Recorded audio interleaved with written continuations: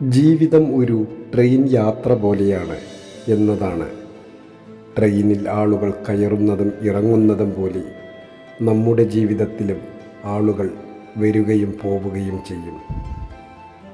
ചിലർ കുറച്ച് സ്റ്റോപ്പുകൾ വരെ ഒപ്പമുണ്ടാകും, എന്നാൽ ചിലർ കിലോമീറ്ററുകളോളം ഒപ്പം സഞ്ചരിക്കും. എന്തൊരു സുഖമാണ്!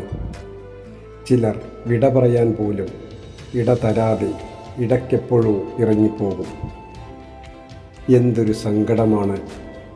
ഹ്രസ്വമാണെങ്കിലും ദീർഘമാണെങ്കിലും ഓരോ യാത്രക്കാരനും നമ്മളെ എന്തെങ്കിലും ഒക്കെ ബോധ്യപ്പെടുത്തും.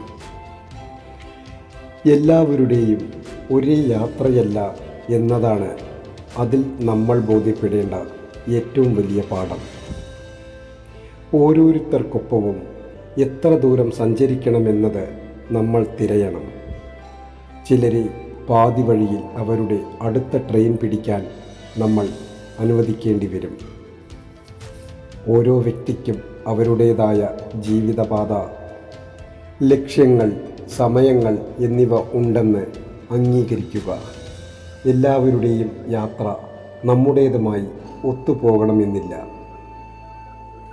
യാത്രക്കിടയിൽ വിട്ടയക്കുന്ന ബന്ധങ്ങൾ അതിൻ്റെ മൂല്യത്തെ കുറയ്ക്കുന്നില്ല, അതിൻ്റെ മാറ്റ് കൂട്ടുന്നുമില്ല എന്ന് എന്നും യാത്രയെ സ്നേഹിക്കുന്ന ഒരു സഞ്ചാരി.